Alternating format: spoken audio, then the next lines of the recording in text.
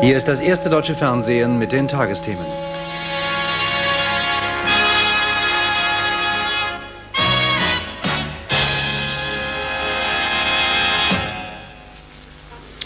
Guten Abend, meine Damen und Herren.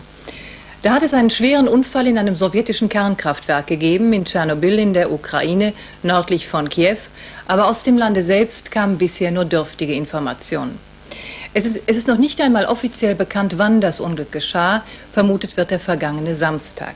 Fest steht, dass das Gebiet um Tschernobyl im Umkreis von 30 Kilometern gesperrt ist. Am Abend meldete TASS, 2 Menschen seien ums Leben gekommen, mehrere Siedlungen evakuiert. Aus Moskau, Peter Bauer.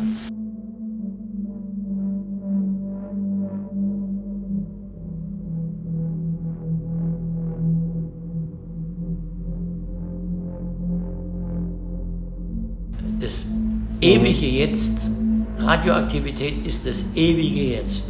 Ja, das heißt, es ist die Vergangenheit, es ist die Gegenwart und es ist die Zukunft. Und das wollen wir verdrängen. Das wollen wir vergessen. Das ist genau das Thema. Also wir wollen nichts damit zu tun haben. Wir wollen es vergessen. Aber es ist die ewige Gegenwart. Das ewige Jetzt. Kein Künstler hat sich je so verewigt wie die Nuklearwissenschaftler eigentlich. So ist es. Das ist ein Vermächtnis an die Zukunft, die unbeschreiblich ist. Also es gibt ein Element, ein radioaktives Element, was auch dort freigesetzt worden ist. Das ist Tritium. Und Tritium sind 15 Milliarden Jahre. 15 Milliarden Jahre. Das ist praktisch mehr oder weniger Anfang der Erde fast.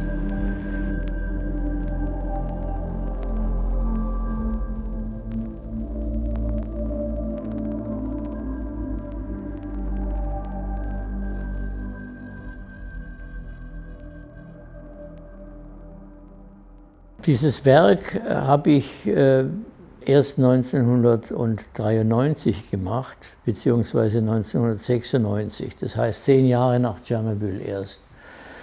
Aber es gab Vorläufer. Die Installation besteht aus mehreren Elementen. Sie besteht aus diesem Zeitkreislauf, das heißt also diese 1440 Weckeruhren, die den Zeitumlauf simulieren. Das habe ich 1987 ausgestellt bei der Kunstwoche in Villingen-Schwenningen. Und das hatte mit Tschernobyl noch gar nichts zu tun gehabt. Ja.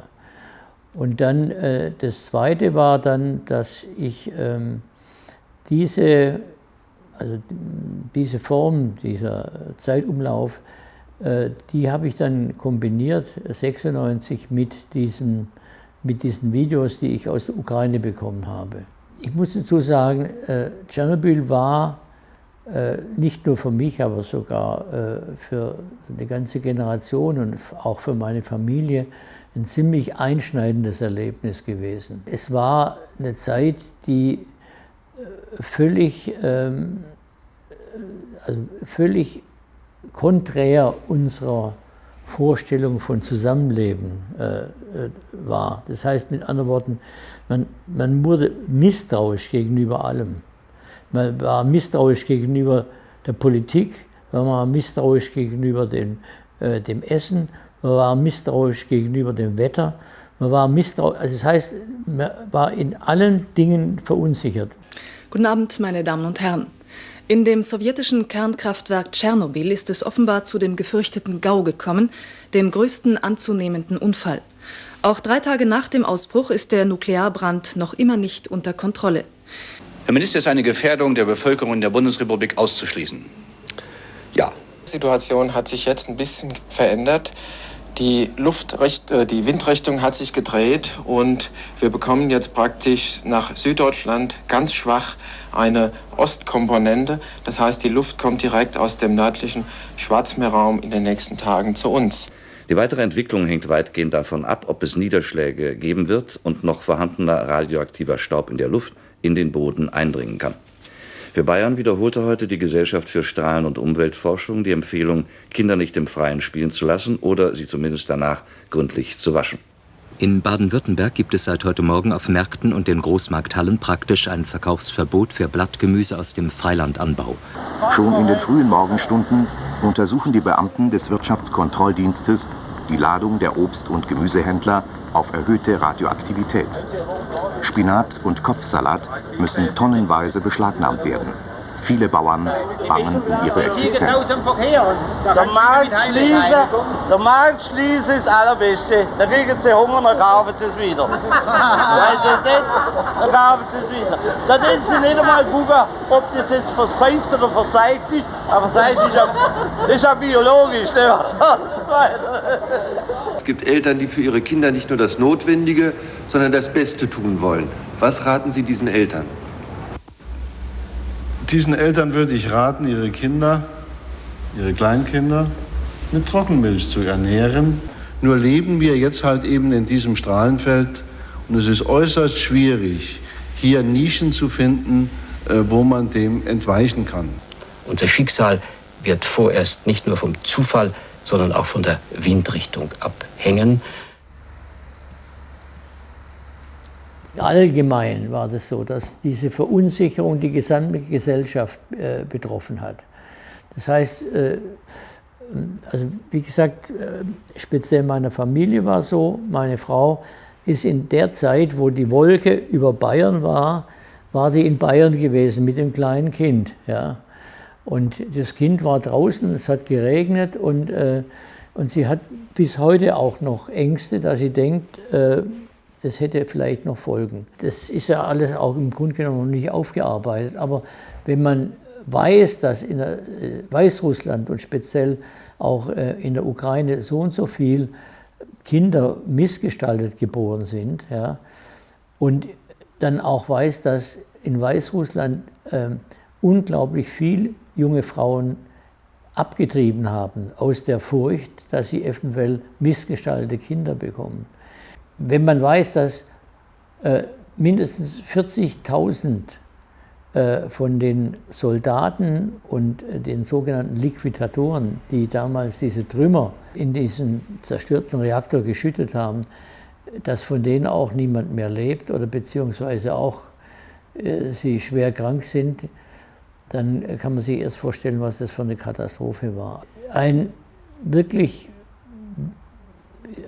berührendes Zeugnis von all diesen Dingen sind die Interviews von dieser russischen Autorin, Svetlana, die habe ich hier drüben.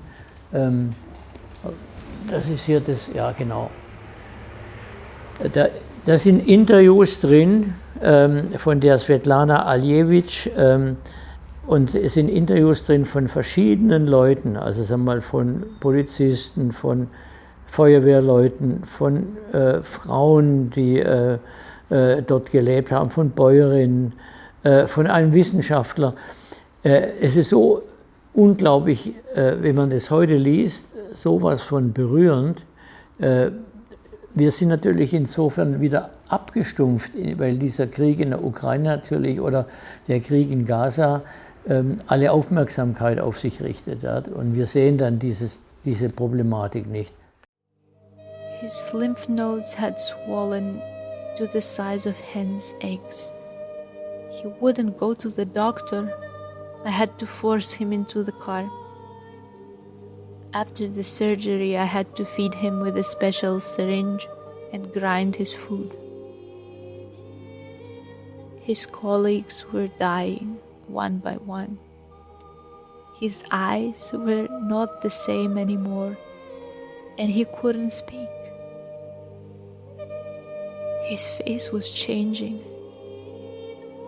I started to hide the mirrors in the house.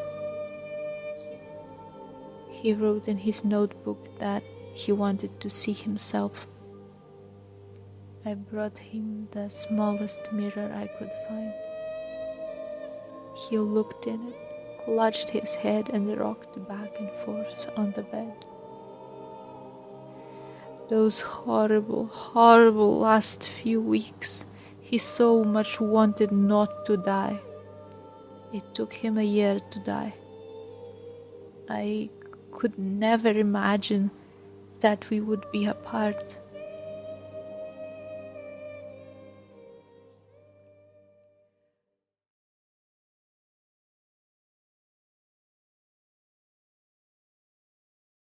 Besser, wenn wir es dann anbringen und die, wo dann da auch machen, die sagen, naja, komm, so und so. Und dann kann man das.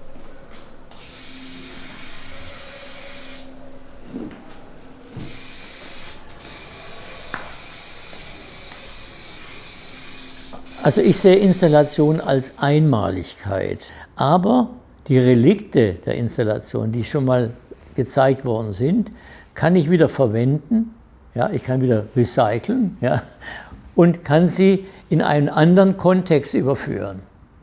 Und daraus entsteht etwas, was zum Beispiel mit einem Kunstmarkt oder mit einem Museum überhaupt nicht vorstellbar ist. Ich sehe meine Kunst als ständige Veränderung, weil ich sozusagen mehr forsche und für mich mehr das Ergebnis, sagen wir mal, mehr eine philosophische Frage ist, ja, als jetzt ein Objekt, ein Fetisch. Ich habe natürlich jetzt überlegt, es ist zu 96 nochmal eine andere Situation heute. 96, 10 Jahre später, war das noch ein Thema, war noch präsent. Es war noch im Bewusstsein sagen wir mal jetzt, der Generation. Heute ist es weg. Und das heißt mit anderen Worten, ich habe jetzt diese Installation, kommt ein Element dazu, das heißt Lethe. Lethe ist sozusagen das Vergessen. In der griechischen Mythologie ist es eine Göttin, eine Wassergöttin. Also bevor der Tote ins Totenreich geht, nimmt er einen Schluck und er vergisst seine alte Existenz. Und so geht es mit uns auch. Wir haben sozusagen das Vergessen verdrängt, wobei klar ist, dass dieses Thema noch 46.000 Jahre wirklich präsent ist. 46.000 Jahre ist Altsteinzeit. Das heißt also Anfänge überhaupt, sagen wir jetzt, menschlichen Bewusstseins. Und das ist uns überhaupt nicht klar, was diese Folgen wirklich bedeuten. Also dadurch will ich nochmal den Fokus lenken auf das Thema Atomtechnik, was heute wieder in der Politik so diskutiert wird, als wenn das sozusagen noch eine Möglichkeit auch wäre, der Abschreckung. Ja? Also, dass der Atomkrieg ist sozusagen wieder im Fokus, so wie es praktisch bei der Wiederbewaffnung in den 80er Jahren war. Ja?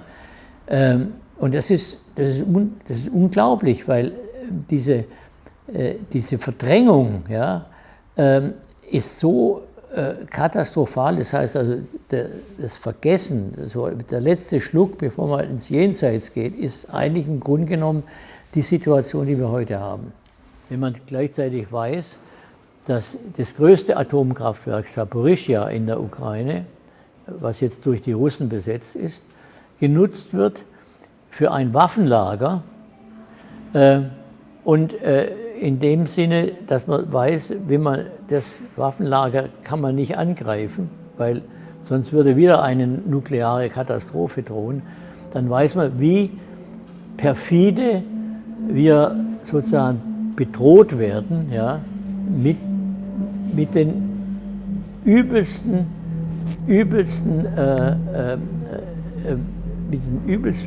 Tricks und Verbrechen. Ja.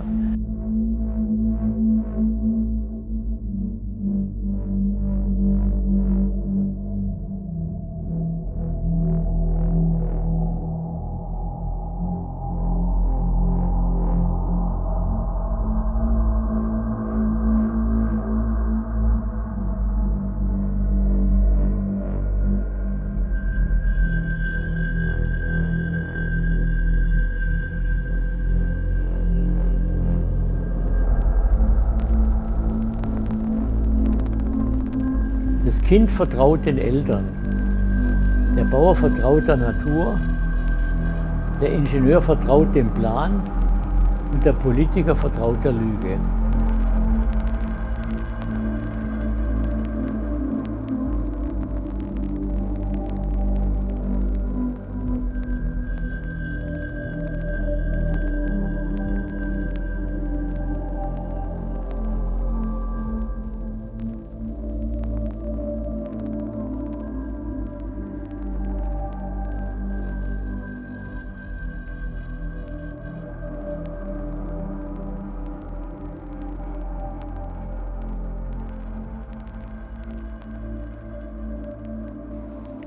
Und das ist natürlich eine der für mich wichtigsten Arbeiten damals. Und das heißt Good Morning Vietnam.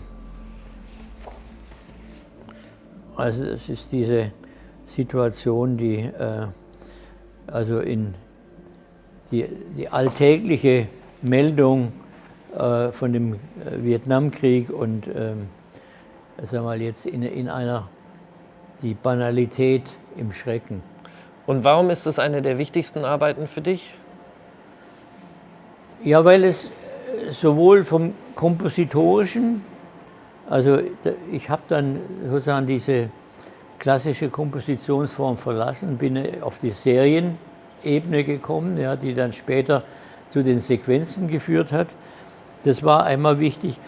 Die Entwicklung sozusagen, ja, die aus einem Sujet in ein anderes führt. Das heißt also die Zeitebene in der Komposition darzustellen. Das war dann neu. Hat dich der Vietnamkrieg sehr beschäftigt? Ja, ich war auch sehr engagiert, muss ich sagen. Ja, wir waren bei Demonstrationen. Es war damals ja, eine sehr intensive Zeit der, sagen wir jetzt, der Antikriegsdemonstrationen. Vielleicht kann man schon sagen, dass von meiner ersten Ausstellung, die ich gemacht habe, 1967 im Club Voltaire mit den Liquidationen, wo es mir darum ging, sozusagen nicht etwas, ein Objekt sozusagen ausstellungsfähig zu machen, sondern ein Objekt zu machen zum Nachdenken, also praktisch ein Denkbild zu entwickeln. Das war meine erste Ausstellung im Club Voltaire. Da hatte ich Malerei ausgestellt und diese Liquidation, die hatte ich so genannt, weil es war so, ich habe da experimentiert an der Akademie. Das, was Robert Rauschenberg gemacht hat, er hat versucht, auch Lithografien zu machen, indem er von Zeitungen Abriebe gemacht hat und dann diese Abriebe auf Litho übertragen hat. Er hat angefangen, indem er eine Zeichnung von seinem Lehrer de Koning ausradiert hatte. Erased hat er es genannt. Ja. Und er hat gesagt, ja, wie kommt er dazu, sozusagen die Zeichnung seines Professors auszuradieren? Ja. Und da habe ich gesagt, das ist eigentlich das Mittel, um sozusagen auch die politische Situation, ja, praktisch auszuradieren, zu verändern, auch zu zeigen, was das im Grunde genommen bedeutet. Ja. Ich habe dann eben diese aus Time Life Magazin dann diese Liquidationen dann entwickelt. Also was hast du genau gemacht? Du hast auch das Magazin genommen? Ja, und habe mit Aceton sozusagen diese partiell ausgelöscht, die Bildinformation. Und das war dann also auch so, dass das hier zum Beispiel hier Vietnam Requiem. Die Ausstellung im Club Voltaire ist ja auch die amerikanische Militärpolizei rein und hat einen Teil der Ausstellung zerstört. Weil das hat ihnen, klar, das hat ihnen nicht gepasst, dass man die Vietnam-Proteste, die damals auch ja, viel stärker waren ja, als heute jetzt die Proteste gegen die verschiedenen Kriege, ob das jetzt Gaza-Krieg ist ja, oder Ukraine-Krieg, ja, ist ja nicht besser geworden. Ja. Wie hast du reagiert, als da die amerikanische Militärpolizei reingekommen ist? Ich war da gar nicht da, wo das passiert ist. Ja. Die sind da einfach rein und haben alles, im oberen Raum alles kurz und klein geschlagen. Ja.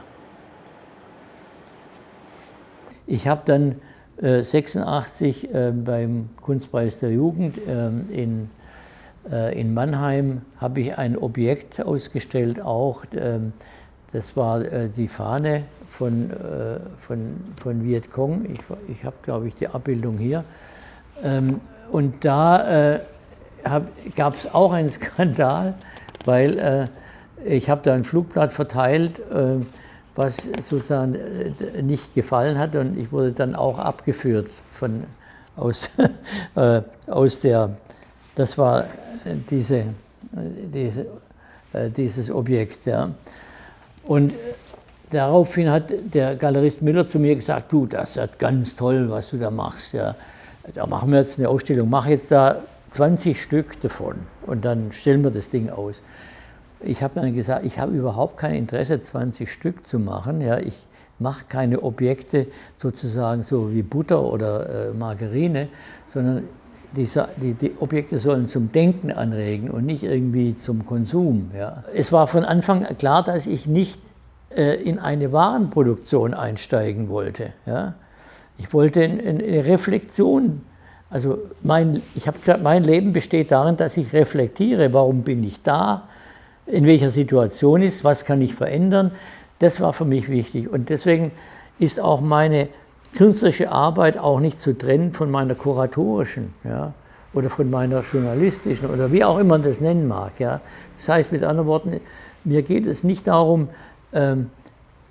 Objekte zu verkaufen, sondern mir geht es darum, einen Prozess einzuleiten, der zu einer Veränderung führt. Ich meine, deswegen versuche ich auch mit dieser Installation, mit dem Sarkophag, das zu aktualisieren. Es ist so, ich sehe meine Arbeit nicht museal, sondern sie sollen Aufforderung sein zum Nachdenken, also über die jetzige Situation auch. Ja. Und nicht jetzt etwas, dass man sagt, es ist einmal gemacht worden und es verändert sich nicht mehr, das bleibt so. Also meine Dinge verändern sich eigentlich ständig. Also sie sind immer im Kontext zu sehen. Ja. Also insofern hoffe ich auch, dass wir diese Installation so hinbekommen, dass sie aktuell etwas an Information oder beziehungsweise auch an Emotion erfahrbar macht. Ich gehe jetzt zur Post und mein Weg sieht etwa so aus. Wenn ich zur Haustüre heraustrete, dann sehe ich die Birken, rechts oben den Wald, links unten die Stadt. Und nur wenn ich allein bin, sehe ich vielleicht mal die kleinen Details an den alten Häuserfassaden. Da gibt es zwischendurch mal wieder eine ganz lustige Plastik, aber das geht eigentlich alles unter in diesem Lärm und diesem Verkehr. Ich komme an kleinen Geschäften vorbei.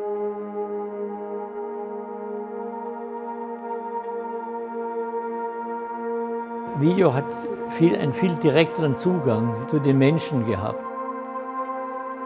Wir haben das Video eingesetzt, um in Architekturplanung, also um mit den Leuten zu sprechen, wie sie sich praktisch ihre Umwelt, ihre Vorstellung, wie die entwickelt werden sollte. Ja. Dazu haben wir das Medium Video eingesetzt. Das war auch schon relativ früh.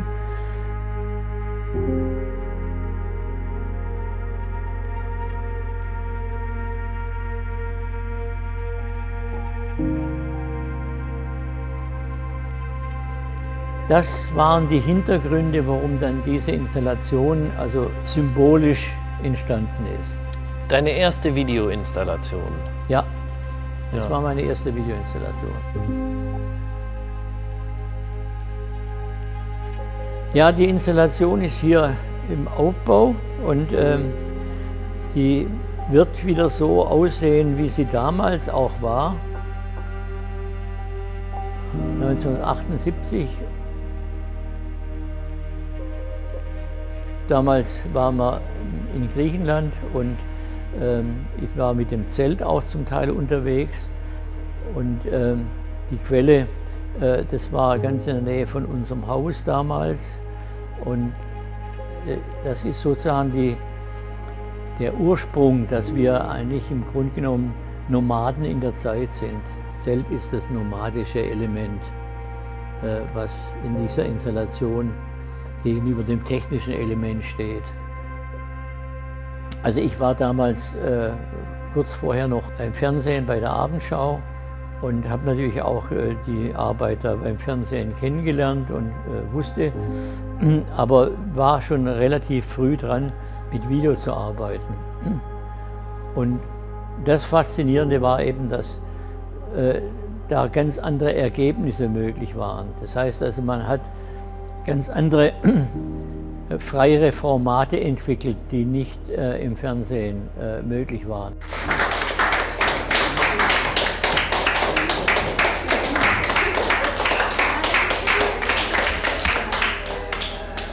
Wenn ich mir vorstelle, dass nur einer oder nur eine Stelle Stadtplanung betreibt und all das, was wir jetzt erlebt haben, die Vielfältigkeit ausgelassen wird, da werde ich noch mehr bestärkt, dass es notwendig wäre, von viel mehr Seiten Informationen zu bekommen und auch Anregungen. Wenn wir uns jetzt zusammensetzen würden und zum Beispiel diesen Spielplatz mal zusammen uns überlegen, was könnte man damit machen. Ich bin also felsenfest davon überzeugt, da kämen ganz gute Vorschläge und sehr verschiedene Vorschläge. Bloß ist die Schwierigkeit eben, wie man ins Gespräch überhaupt miteinander kommt. Wir wohnen da alle und haben uns, glaube ich, noch nie richtig wahrgenommen. Gell? Wie wünschst du dir das künstlerische Schaffen oder auch das Zusammenarbeiten unter Künstlern? Ja, also ich sehe das mehr so auch, wie gesagt, dass es auch mehr kollektive Formen der Zusammenarbeit gibt. Also ich arbeite auch mit einer Künstlergruppe, die nennt sich Begleitbüro Sub, ja, wo wir versuchen, auch kollektive Zusammenarbeit zu machen. Beim Film ist es normal auch, dass man im Kollektiv arbeitet, beim Theater auch. Das heißt also, kollektive Formen des Kunstschaffens, ja, sind schon in anderen Bereichen schon längst durchgesetzt. The idea basically is to circulate creative ideas around the world. It's a global kind of picture. That's why it fits so well in the idea of images of global peace. Beyond borders, beyond commodity exchanges, direct communication between people who want to make creative statements to one another that are not regulated by governments or commercial considerations.